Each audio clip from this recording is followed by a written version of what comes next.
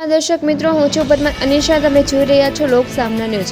તો જોઈએ આજના સમાચાર ઉપલેટાથી અમારા રિપોર્ટર ભાવેશ ગોહિલ સાથે. રાજકોટ જિલ્લાના ઉપલેટામાં ચાલી રહેલા રઘુવંશી સોસાયટીમાં ભૂગર્ભ ગટરના કાર્યમાં તંત્રની ઘોર બેદરકારી સામે આવી છે. અનેક મહિનાઓ વીત્યા છતાં ભૂગર્ભ ગટરના કામને લઈ લોકો પરેશાન. સ્થાનિક લોકો સહિત નગરપાલિકા સદસ્યો દ્વારા અનેકવાર રજૂઆતો કરવા છતાં નિર્ભય તંત્ર ઘોર નિંદ્રામાં. ભૂગર્ભ ગટર માટે ખોદેલા ખાડા. અનેક રજૂઆતો બાદ પણ કોઈ સોસાયટીમાં ગારાનું કીચકણ. ભૂગર્ભ ગટરના ખુલ્લા ખાડાઓમાં વાહનો ખાબકતા લોકોમાં ભયનો માહોલ. રાત્રિના સમયે લોકોએ આવવા જવા માટે સમસ્યા થઈ રહી છે.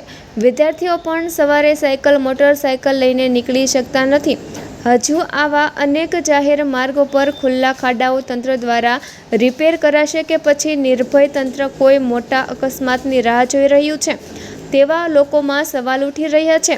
ભૂગર્ભ ગટરના આવા નબળા કાર્ય અને સેફટી વગર ચાલતા કામને તાત્કાલિક આ કામ અંગે ધ્યાન દોરવાની વિનંતી. મારું નામ જગદીશ ગોવિંદભાઈ સોલંકી, શહેર ઉપલેટા. શું પોઝિશન છે એની?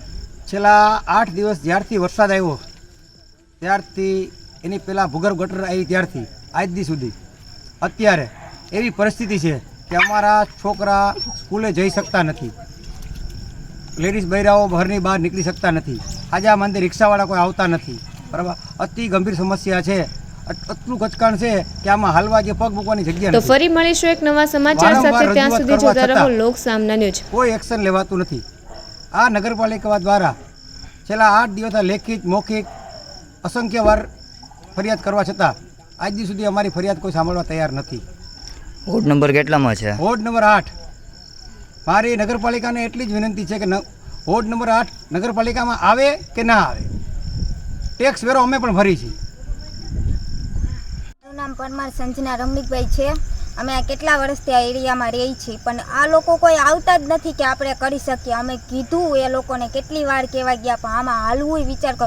હું કોલેજમાં ભણું, હું જાઉં હું કાયમી ઉઠીને, તો મારા પપ્પાને કહેવું પડે કે મને તેડી જાઓ. અહીંયા ખૂણે ઊભીને મારા પપ્પાને ફોન કરું કે મને તેડી જાઓ ને કોઈ તેરવા. મારા પપ્પા એમ કે આમાં કેમ હાલું. હું કાલે પડી તો મારો પગ મરાઈ ગયો. હું કેવી રીતના પડી હતી, આખી ગારાવાળી ભરાઈ ગઈ. હું પાછી આવીને 400ની દવાથી અમને 400 રૂપિયા કોણ દે? આમાં 400 અમે કામવા જાય છે ને તોય ભાઈ રાતને દી ઉજાગર કરે ને તોય 400 નથી થતા. 50 રૂપિયા તો માન કમાઈ.